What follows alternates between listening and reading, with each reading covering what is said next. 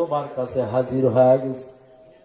আল্লাহর বান্দা মূর্খ মানুষ চোখের পানি ছেড়ে অঝোর নয়নে আল্লাহর কাছে কান্না করে বলে, মালিক তোমার দরবারে জামা কাপড়ে কালিমাকা অবস্থা নিয়ে হাজির হয়ে গেছে, আর কোনো আমার আমল নাই, আমার আর কিচ্ছু নাই।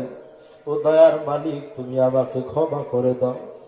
ওই দিক দিয়ে রান্না চলতেছিল, গরম ডাউলের উপরে রান্না ঘরের বাঁশের উপর দিয়ে বিষাক্ত সাপ আনাগোনা দেয়।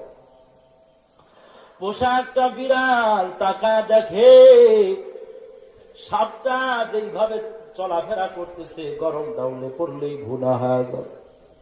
আর বেশি দেরি হয় নাই, বাঁশের থেকে পড়ে ডাউল গরম ডাউলের ভিতরে পড়ে গেছে। গরম ডাউলে পড়ার সঙ্গে সঙ্গে ওই সাপটা বিষাক্ত সাপটা ডাউলে পরে ভুনা হয়ে গেছে।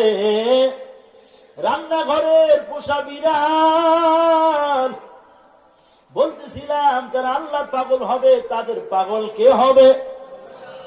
আল্লাহ বলে, তোরা যদি আমি আল্লাহর স্মরণ করো আমি আল্লাহ তোদের স্মরণ করব। আমি আল্লাহর যদি ভুলে যাও আমি আল্লাহ তোদের গজব দিয়া ধ্বংস করে দিব। রান্নাঘরের ভিতরে বিড়াল পাগল হয়ে গেছে, বিড়াল পাগল হয়ে গেছে। ও দয়ার মালিক, আখিরি মুনাজাতের পরে সবাই ডাউল খাবে, বিষাক্ত ডাউল।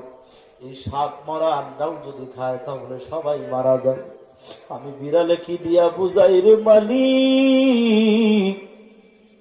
এতগুলো আলেম মরে যাবে, এতগুলো জিকিরকারী মারা যাবে, আমি বিড়ালে সহ্য করতে পারি না। বিড়াল পাগল হয়ে গেছে, পাগল হয়ে গেছে।